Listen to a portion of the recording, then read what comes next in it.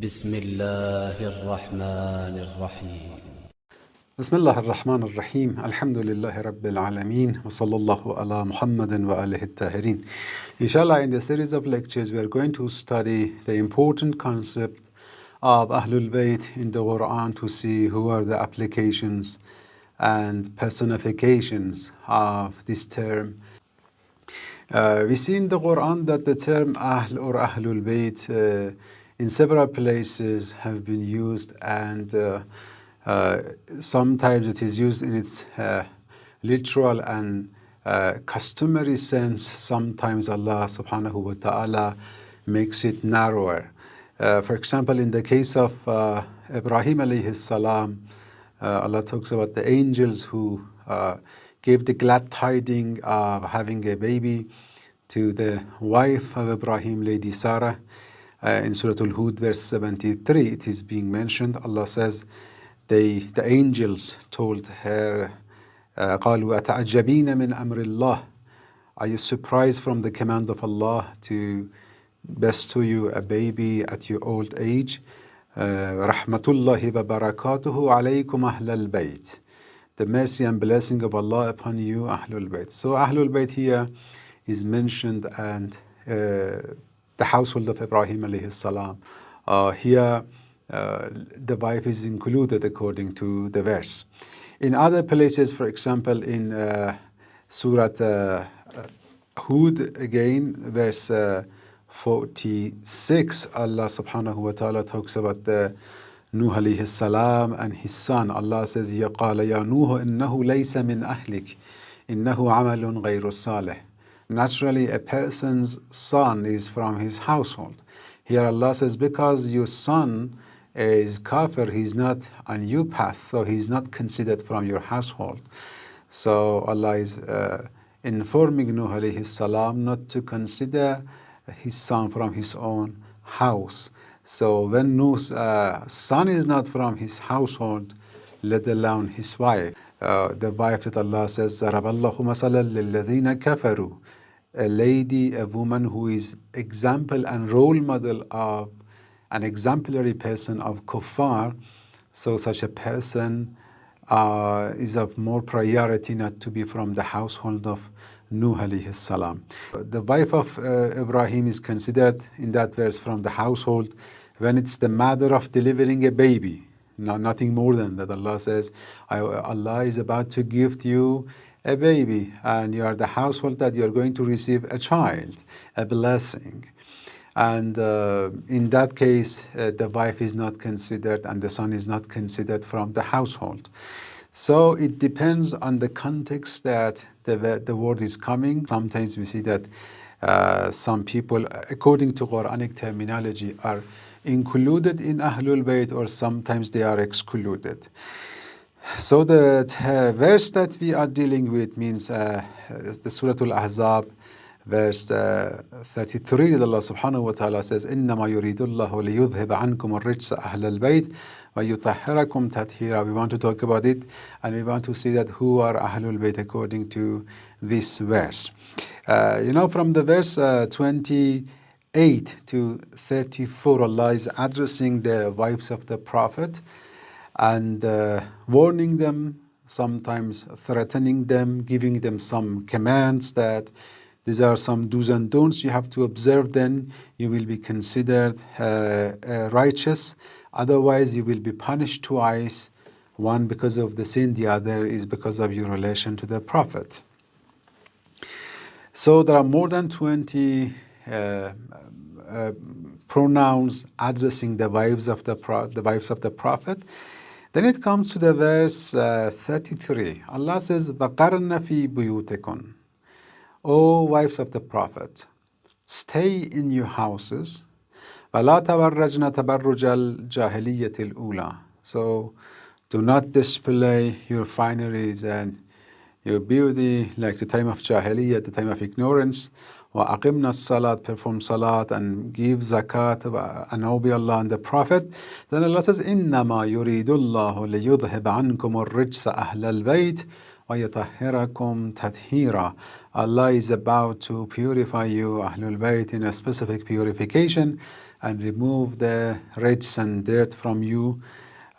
Then says again in the verse 34, وَاذْكُرْنَ مَا يُتْلَى فِي بُيُوتِكُنَّ, and remember what is being recited in your houses from the verses of Allah. So when you're looking at the context of these two verses and the previous ones, Allah is addressing the wives, and here 3 times the concept of house is being mentioned. قَرْنَ فِي بُيُوتِكُنَّ ahlulbayt واذكرن ما يتلى في بيوتكن. So 3 times the concept of house is being mentioned. In the verse that we are dealing, in the part of the verse, إنما يريد الله, here ahlulbayt is coming and it is in a singular form, ahlulbayt. Bayt is not buyut. But before and after that, we see that buyut is mentioned, the houses. So it's the matter of houses. In the middle is the matter of house and people of the house. But before that, it's talking about the houses of the wives, and after that again, the houses of the wives.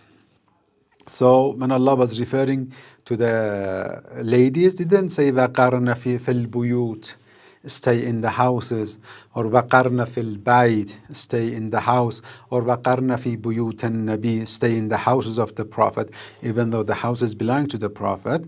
But Allah said وَقَرْنَ فِي بُيُوتِكُنَّ. So there is an intention from Allah subhanahu wa ta'ala to ascribe the houses to the wives. We know that all these houses belong to the Prophet sallallahu alaihi wasallam, but at the same time, because each lady used to live in one of these houses, the house is considered to belong to that lady. So, buyutakunna, Allah is saying your houses.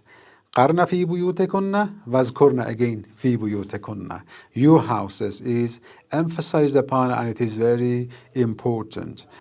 So the context is talking about the wives, the duties of the wives, and what the wives have to observe. And the houses are ascribed to the wives. Allah subhanahu wa ta'ala here is talking about the houses of the wives.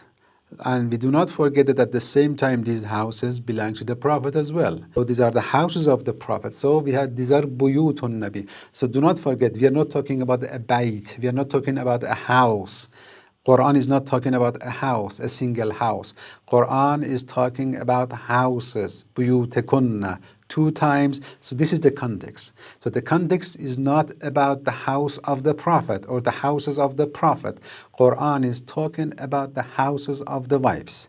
And now in the middle, Allah says, إِنَّمَا يُرِيدُ اللَّهُ لِيُذْهَبَ عَنْكُمُ الرِّجْسَ أَهْلَ الْبَيْتِ.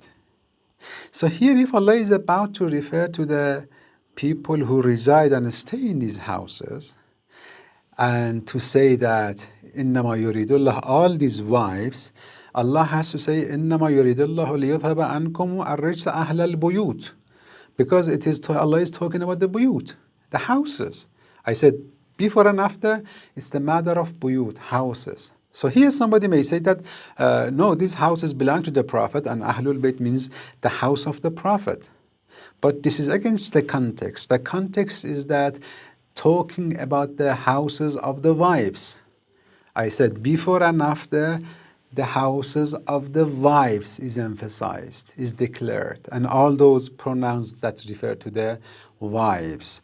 And Ya Nisa and Nabi is mentioned. So the context is about the wives and the houses of the wives.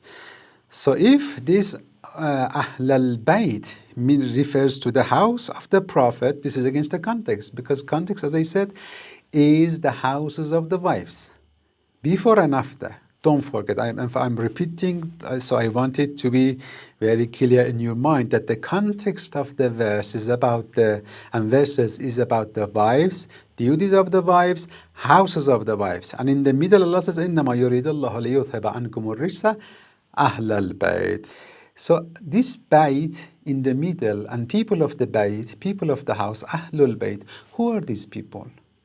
In another sense, we have to ask which wife's house is meant here. There is a hadith in Sahih Bukhari, and in that hadith it is mentioned that once Jibreel came to the Prophet and passed the salam of Allah and himself to Lady Khadija and said to the Prophet that pass Allah's salam and my salam to Lady Khadija and give her the glad tiding that وَبَشِّرْهَا بِبَيْتٍ فِي الْجَنَّةِ, and give her glad tiding of a house in Jannah. So talking about the house and the bayt that is mentioned in Hadith, Ibn Hajar Asqalani, well-known Sunni scholar, in his book Fathul Bari, which is في شرح Sahih al-Bukhari, explanation of the book of Sahih Bukhari, Ibn Hajar Asqalani has a very interesting point here. He says why Jibreel didn't use the term qasr, didn't say there is a palace for Khadija in Jannah, salamullah alayha, and he used the term bayt. He says bayt is very important here. He says لما ثبت في تفسير قوله تعالى إنما يريد الله ليذهب عنكم الرجس أهل البيت, because of the verse that Allah said Allah is about to remove the impurities from you, أهل البيت, people of the house. قالت سلمة, Salama said when the verse was revealed in the house of Salama, when the verse was revealed, the Prophet sallallahu alaihi wasallam called Fatima wa Aliyan wal Hasan wal Hussein fajallalahum bikisa, and then he the Prophet sallallahu alaihi wasallam gathered them, all of them, under the aba, his cloak. فقال اللهم هؤلاء أهل بيتي. Oh Allah, these are my household. Pay attention. The Prophet didn't say Allahumma haulai min ahle bayti. The Prophet didn't say these are from my household. The Prophet said these are my household. Then he says akhrajahu at-Tirmidhi. The hadith is mentioned in Sahih Tirmidhi wa ghayruhu, and in other sources. This is important. Ibn Hajar says wa marja'u ahlil bayt haulai ila Khadija. So when we say Ahlul Bayt, which house? The house of Khadija. The house of Khadija from among the wives. The Prophet had wives, and each wife had a house. Why they are called Ahlul Bayt, people of the house? Which house? The house that Lady Khadija used to live in. And there is Hassan and Hussein because they are the sons of Fatima, and Fatima is the daughter of Khadija, and Ali is there, and Ali was grown from his childhood in the house of Khadija. Later on he married the daughter of Khadija. So he says that the reason they are called Ahlul Bayt, this is referring to the house of Khadija. So إنما يريد الله ليذهب عنكم الرجس أهل البيت is coming in the best context. The context is about talking about the wives of the Prophet. And now somebody may ask that these ladies and these are the rulings concerning the houses of the wives of the Prophet. What about the house of Khadija? What about the people who belong to the house of Khadija from among the wives? What is their ruling? Are also that house to be considered and to be addressed by these verses that you have to do so and so, which is being mentioned, and if you disobey, you will be punished twice, or not? So here Allah is bringing them to mention and to say that no, these are different. These are specific. These people of this house, Allah has decided to purify them in a specific purification, and Allah has given them a kind of isma that inshallah later on we will talk about it. So إنما يريد الله ليذهب عنكم الرجس أهل البيت. This is أهل بيت Khadija salamullah alayha. So even though Khadija salamullah alayha is not there, but her house is also considered. Where? Beside the houses of the wives of the Prophet. Talking about the houses of the wives of the Prophet, the house of Khadija is also mentioned, and also the ruling of that is mentioned. In the context, talking about the houses of the wives of the Prophet. One of the wives is Khadija, and this house, they are not like the others, they are infallibles. They are not addressed with those commands that the other ladies were addressed. This doesn't mean that they didn't have a duty. Inshallah, we will talk about it later, there might be some misunderstandings concerning the concept of the verse and why it is being mentioned here.